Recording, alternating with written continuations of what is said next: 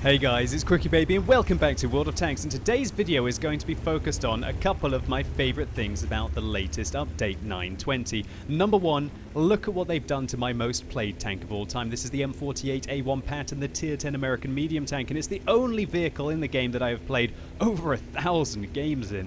Look, they've got a searchlight on the front of the vehicle, they've embellished all around the side of the turret, there's even a fire extinguisher on the back here. But it's not only cosmetic changes that they have done to this vehicle. Just take a look at the armor model, the differences between the two versions of the game. Here is the M48A1 previously in update 9.19.1. Take a look at how tall the machine gun / cupola was on top of the vehicle. Look how it's been shortened dramatically. Look just how much we have lost off that. And that makes it so much more viable to work this tank over the ridgeline because you don't have that gigantic weak point on top to try and hide. Well, at least it's about half the size now. And also take a look at the differences in the colours of the turret armour here, and that's because the turret armour has been buffed massively. Previously the whole of the cheeks here were about 180 to 200, now we're talking about 250 up to 300. And also look at the thickness of the spaced armour over the mantlet, 241, whereas previously it was 113. So all in all, the M48A1 pattern is in a better place than ever, and as it's a vehicle that I guess I'm most experienced in out of all of the vehicles that I've played in World of Tanks. Maybe I'm not the best in this tank, but I just absolutely love it. The reason why I've loved this tank for so long is because it's just a great all-rounder at tier 10 medium. It had some fantastic side armor. Not a lot of people realize that the side armor on this tank is actually a wedge shape, as you can see down the side of the vehicle here. And so that means that even if you over-angle it like this, you can kind of bait people to shoot the side of your armor. When you combine this with 420 meters view range, the best in the game, still the best in the game, well, joint best in the game these days, and also how it snaps in its shots, and the fact that Wargaming have buffed its DPM, I guess about a year or two ago now, to at least competitive levels. We're firing a decent amount of rounds a minute, over 7 rounds a minute now. It's not quite as good as the SDB1, not nearly as good as the recently buffed AMX-30B, which is now sitting pretty at the joint highest DPM medium tank in the game, along with the Object 430, but the pattern still holds its own, and it can definitely get one over on most of the heavy tanks that it's going to be engaging, and most of the lower tiered medium tanks as well. And so everything about just the M48 is just a great all-rounder. The only thing that really was lacking about this vehicle was the speed. It's limited to 45 kilometers an hour. But now with this turret armor, it kind of has this unique role. I feel that it's a heavy medium or a medium heavy. Let's think. I think heavy medium is the best way to put it, because it's still a medium tank, but it's a heavy medium tank, right? And so if you manage to get into a position along a ridgeline, you've got all the view range to spot out, you've got some great gun handling to be able to snap your shots without exposing your tank too much, and even if you do, you've still got the turret armor to be able to work it. Now, of course, I'm showing you guys the brand new game mode, this 30 versus 30 World of Tanks combat. Now, what do I think about the Grand Battle, as Wargaming's calling it, and the only map that's available, Nebelberg? Well, I think it's a little bit disappointing that there's only one map available currently, and I'm really looking forward to Wargaming putting in more maps. If you guys played on the Sandbox test server or watched one of my videos from, oh, well, there's a good shot into the cupola there, from I guess maybe about 3 months ago, 2-3 months ago, entitled New Maps in Grand Battles or New Maps 30 versus 30, you'll have seen that there was a map in there called, I think it was Grand Valley or Grand Canyon, and it was absolutely fantastic. I love that map. I love the height differential, the fact that you could get above your opponent, shoot down upon them. Sometimes you'd be underneath your opponents and you had to try and get yourself into cover as quickly as possible because they'd be above you. And obviously tanks with great gun depression, a lot like this one with 9 degrees, could really, really work it. And even there was some opportunity to use your light tanks on that map. And I'm not saying that you can't use light tanks on this map, it's just to have a bit of variety so you're not playing the same map again and again and again should definitely be a focus for Wargaming. So our first shot blocked with the turret there. We're going to have to see how many more we do manage to do in this replay. But yeah, if anyone from Wargaming is looking for feedback, I think you've got to get some new maps inside this game mode. Otherwise, lots of people will be pressing that escape key, going into their settings, and disabling the Grand Battle mode. Because after a few days of playing just the same map, if you are a fan of tier 10 tanks, you will get into this quite frequently. I know that that's another bit of an issue, that should we say, the servers with the smaller amounts of population haven't really been getting the grand battles as much as I guess they could be. But look at that, the tracks absorb because of the angled hull there. The gorilla's unable to go through our side armor, I believe he hit, or maybe he just hit towards the right-hand side of my vehicle as I'm facing him, and he missed my hull altogether. Either way, I just feel so confident taking risks in this tank compared to a lot of other mediums. It really is a hybrid of a medium and a heavy now, and it's just absolutely beautiful. Look at what we're going to be able to do on this ridgeline here against the Jagdpanzer. I'm just testing the turret armor. Now, of course, I don't recommend you do that too much. That Jagdpanzer has pretty much got 300 millimeters of penetration.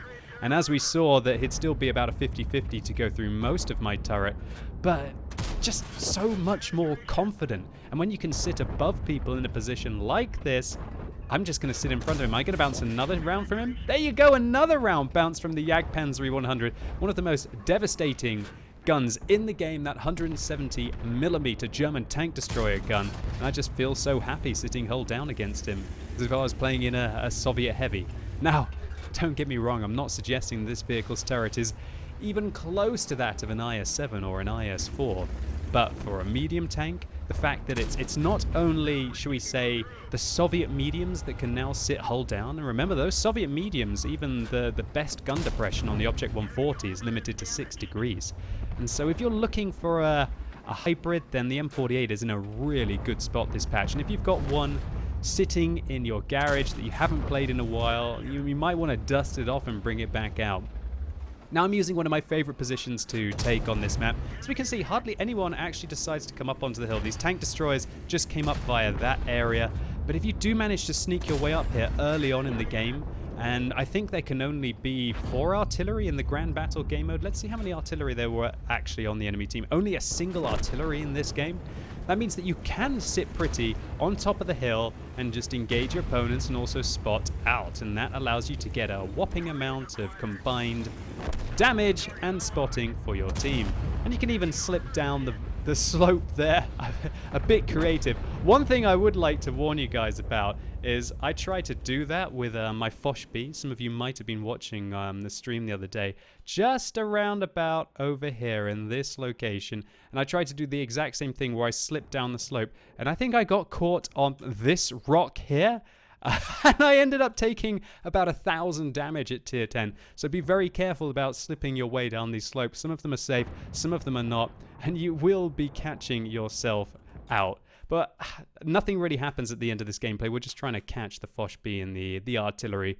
But this map is all about trying to find positions that have lots of long-range engagements down, hopefully, routes, for example, through the street. You saw how effective that initial position we were using. We could pretty much see the whole of the distance along the map here, just cutting our way straight through the town. And if you spawn north, you can do a similar thing on the other side in this F5-6 kind of area. From this location, you get lots of cover using the rocks, even from artillery on the enemy team. And a simple poke out here, you can often spot everybody and shoot them along here.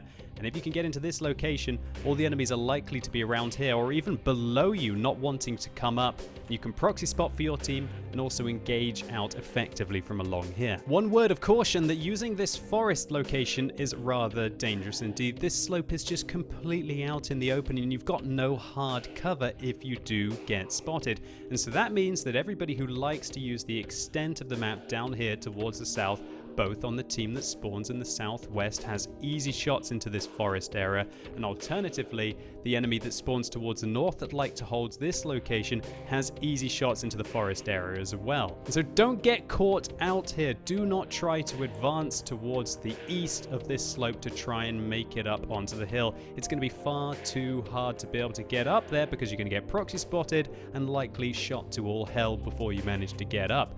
Definitely try to use the west. The west gives you far more cover. This ridgeline here and the fact that the town is not completely open will protect you, and this is the best way to get up. There are 2 ways for both teams to be able to sneak their way up, and this map it pretty much plays out like mines when we think about it. We have a hill in the middle, and then you've got a fight towards the northwest and a fight towards the southeast that people are going to be trying to take advantage of to outflank their opponents.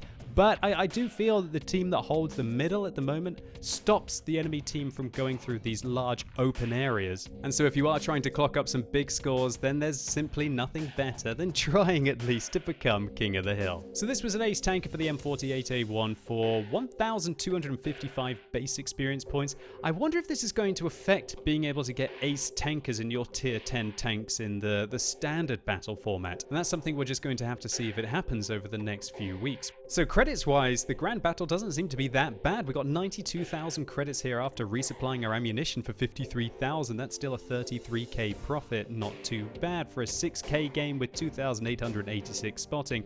Now, one thing that you might notice as well is we're getting 16 bonds for winning this battle. And that might be news to you, that you don't have to play ranked battles to be able to get bonds. Now you can get them from playing tier 10 only standard battles, and also of course grand battles, because you can only have tier 10 tanks in here. Now I did check the worldoftanks.com website, and they have a rewards and earnings slider bar here to show how many bonds you get. And as we can see, it all ticks up rather slowly indeed until you start to hit this 1,500 mark, and then you do get a lot of bonds. But I guess this bar is completely theoretical, because look how crazy it goes when you get over 2,000 base experience points. You get 300 bonds in a game if you get 3,000 base, but I don't think that's possible, considering while this wasn't the most incredible game, 1,255 certainly puts us all the way down here. And so I think realistically, even the 1 in a million games are only going to be receiving about 35 bonds per battle. But who knows, maybe Wargaming will be changing this in the future. But there's one thing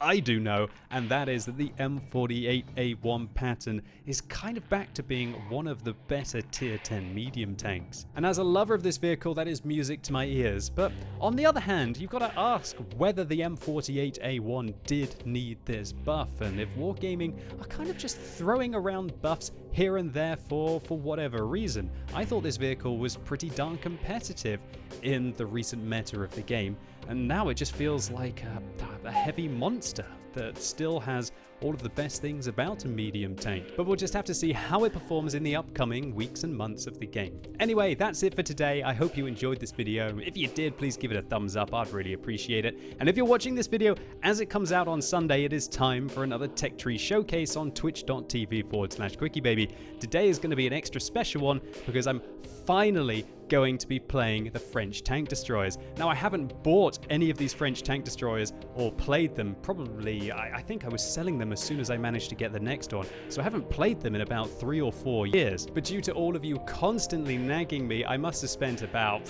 8 million credits on rebuying the line, so you can come and check it out tonight. And if you've never seen one of my Tech Tree showcases before, they're miniature tank reviews starting from tier 1 all the way up to tier 10, so you can see if it's a line that might be worth the grind, or alternatively, if you have all the vehicles, maybe pick up a few tips and tricks along the way. And of course, as the 8, 9, and 10 now have autoloaders, there's never been a better time to test out the tree. So I'm really looking forward to seeing as many of you as possible right now on twitch.tv/QuickyBaby. And as always, thank you so much for watching. You've been epic, and hopefully I'll see you soon.